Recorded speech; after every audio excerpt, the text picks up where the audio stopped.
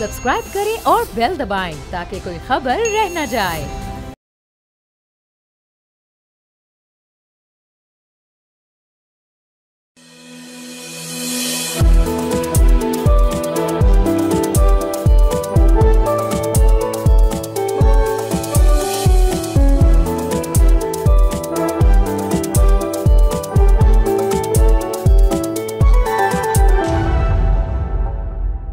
Assalamu alaikum and a very good evening. You're watching Front Page. This is me, Moizzur Rahman from the city of London. And my responsibility is to bring you news from all across the world. And this is a new version of the show where we'll be covering the global affairs all around the world, as well as the world economy and the technology shaping tomorrow. So without wasting time, let's move to what is happening today in the world. And obviously, the three stories that we'll be covering are in the first one, obviously, being the political earthquake that happened in New York when Zohran Mamdani became the first Muslim man to win primary mayoral elections in New York. And it is very important because Zohran Mamdani has won an election in a campaign where his entire campaign was a pro-Palestinian campaign in a city which houses the most number of Jews outside Tel Aviv. After that, we will also cover Donald Trump's explosive address at the NATO conference and also the SCO conference that is happening in Qingdao. Earlier, there was an SCO conference of the National Security Advisors of the SCO states, and there's also an SCO conference being held in China for the defense ministers.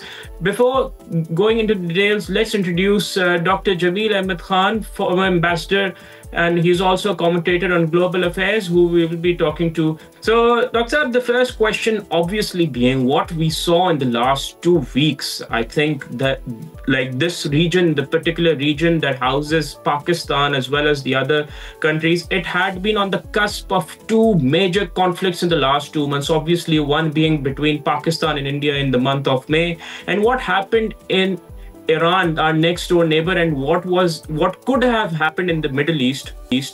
How do you see this entire thing? To what extent could have it gotten worse if the conflict, especially the recent one being had, got into an even worse level than it went to? Well, Pakistan has navigated a very tough and a very rough waves of the tsunami. Around us, that was Iran and also Middle East situation in Gaza, Palestine. And we very recently were able to really deal with the biggest threat past so many years, so many decades that we faced from India and the way we responded. So all these three challenges definitely confronted Pakistan, and Pakistan navigated all these challenges, I think, in a very successful manner, both on the diplomatic front as well as on the kinetic front, which is the armed forces performance. If we combine together the military diplomacy with traditional diplomacy, that has yielded its results, and see the outcome of it. Even the most powerful person of the world, the most powerful president of the world, of the most powerful country, he invites the chief of the army staff. People could have debate chief of the army staff. Those people who understand the Donald Trump's style of working and Donald Trump's style of propelling its foreign policy, they would understand that he has his personal touch in it. The State Department these days are mostly, they are not really allowed to take major decision. Once I say that, absolutely.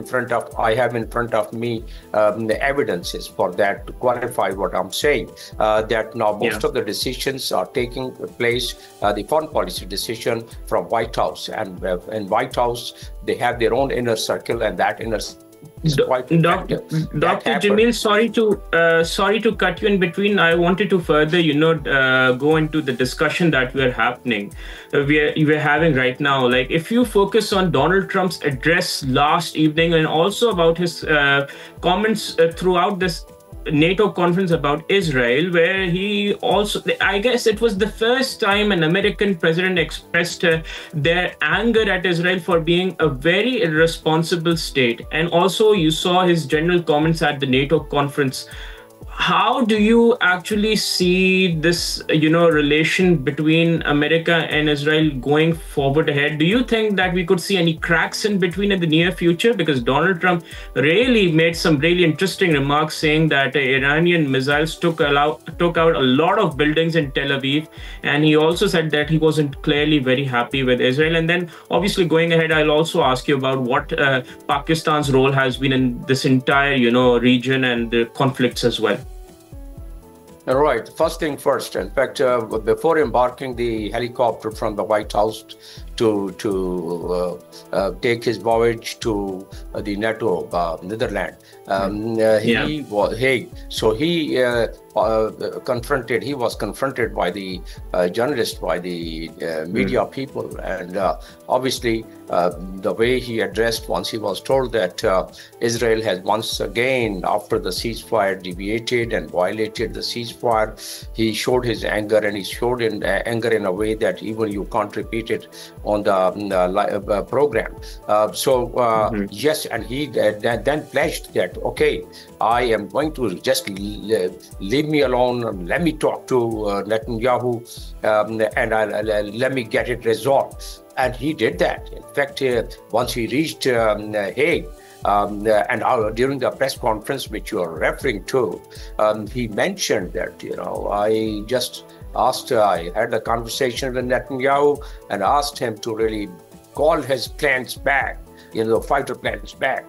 And literally, there were about 50 planes in fighter planes. They were about the attack again, Israel, and that was called back. So that's the forcefulness. But there is a whole ground of it. I'm coming on your point that whether there are cracks between the relation between Israel and United States. My perspective is different. In fact, there's hardly any crack because we have to retrace the relations back into the history. Most of the congressmen, the Treasury Department, the State Department, the Pentagon, and they've been working on it for the last over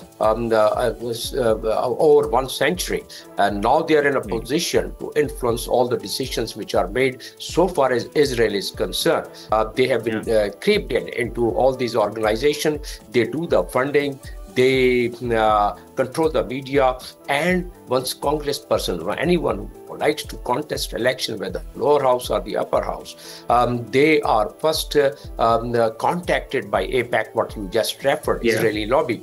And they sign a form, a pro forma, and in that pro forma there are pledges. And one of the pledges is that during your tenure as a congressperson, you would not oppose any resolution which is against which is in favor of Israel, and you would oppose all the resolution which is against Israel. So that's I'll conclude this point over here. When I ask you about the SCO conference, before heading towards that, my final question on this topic about Iran, Israel, and America with you is that if you just see the events of last 2 months, like our region, as I said, was at the cusp of one of the worst conflicts that we could have ever faced, whether it was the Iran and Israel matter or the Pakistan and India matter, both initiated by regimes that are considered to be very irresponsible in terms of human rights, in terms of governance, and in terms of making sure there is regional stability. One being Narendra Modi's RSS-backed Hindutva ideology government, and the other being the Zionist government ran by Benjamin Netanyahu. So with irresponsible governments like these, do you expect that the world could get any long-term stability, or we'll continue to pass through phases like these? It's not my statement, it's a statement of Donald Trump. Once he mediated between India and Pakistan, he passed such remarks. And there are so many think tanks, they have already discussion. They have been modeling by the scientists, if two nuclear states like India and Pakistan, if they come to the flashpoint, what would happen to the entire world, leaving side the two countries they clash, the entire world would be impacted. And just in the next 30 seconds, I'll give you the account of it, how the world is impacted. Absolutely. According to the scientific modeling, the scientist who is a professor in Colorado, he has done the modeling, said that if India and Pakistan, if they come close to that, or they are forced to really use their power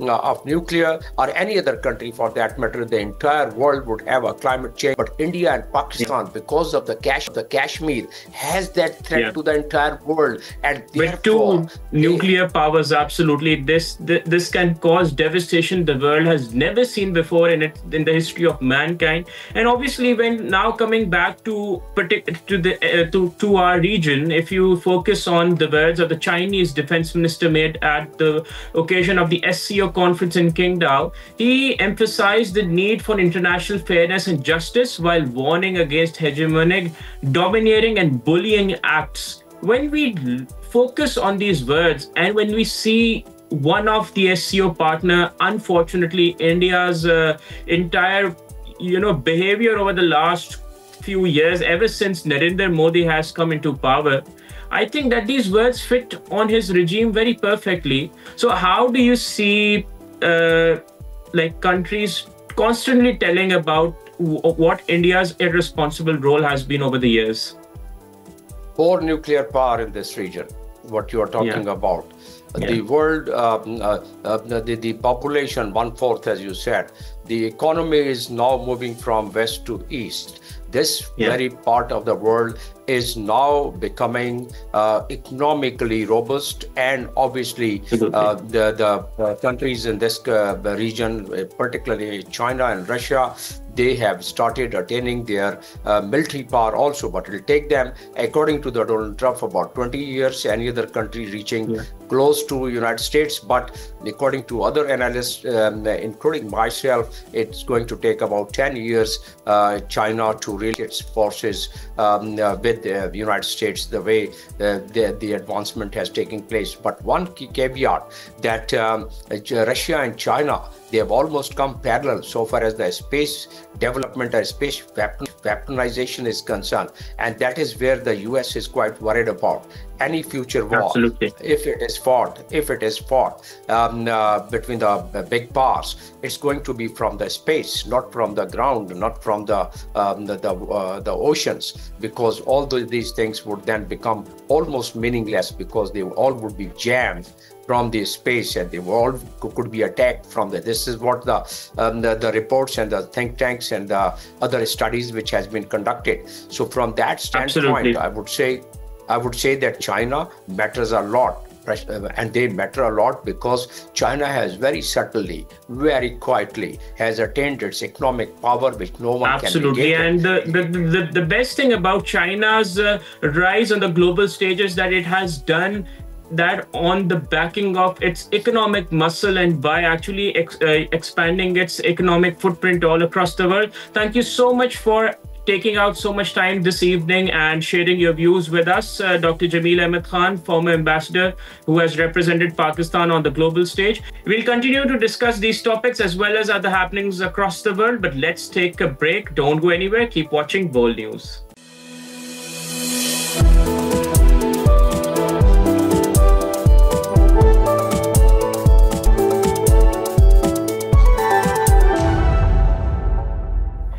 Welcome back to Front Page. Let's again go and focus on what is happening around the globe.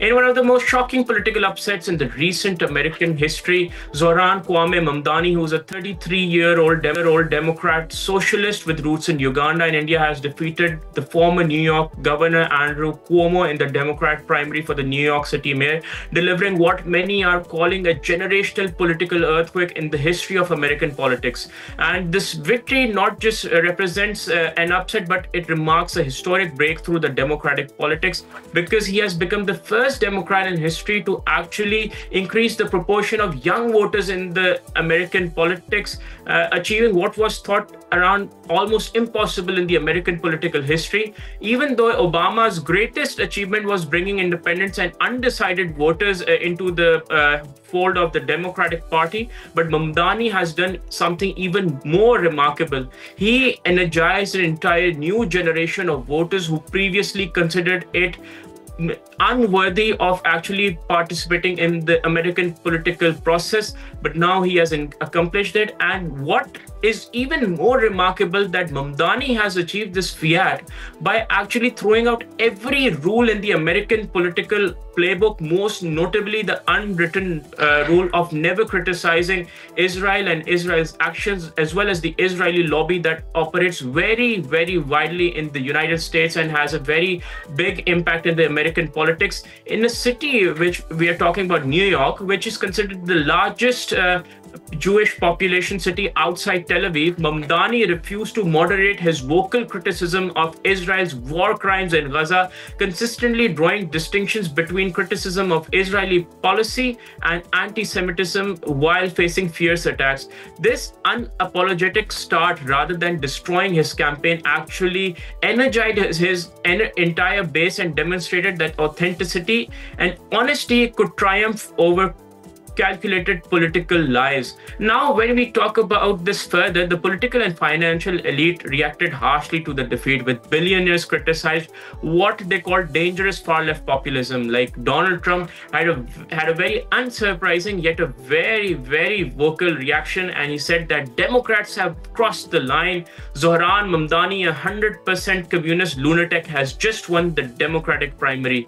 Well, but on the other hand, when we talk about the grassroots, Democrats and progressives, Mamdani's victory signals a possible realignment away from tired and tested establishment figures towards the Bernie Sanders AOC vision of the democratic socialism. These mayoral elections will take place in November, and when we, see the past data, the Democrats actually outnumber Republicans from 6-1 in New York City. So Mamdani is favored to become the city's first Muslim mayor and arguably one of the most progressive in the history. So his victory actually serves as a wake-up call, not to just the Democratic Party, but those who actually have a traditional way of politics in the United States of America. If he wins the elections in November, and even his primary victory also shows that the base in American politics is shifting. This is very interesting, and more so, it actually shows that if you criticize and if you stand on your principles and you expose war criminals like Benjamin Netanyahu and Narendra Modi,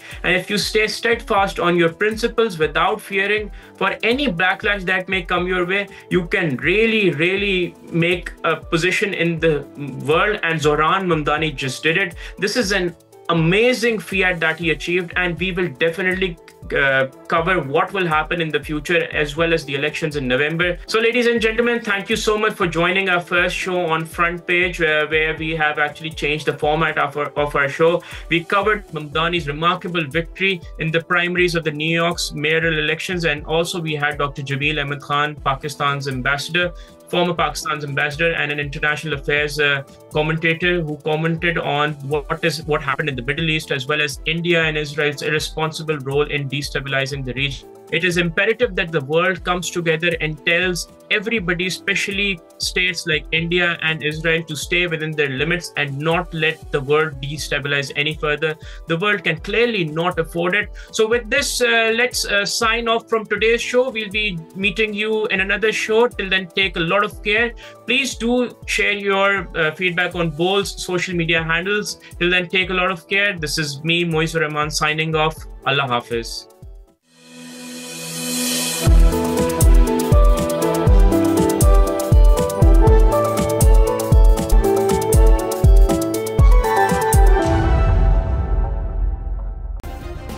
subscribe करें और bell दबाएं ताकि कोई खबर रह न जाए।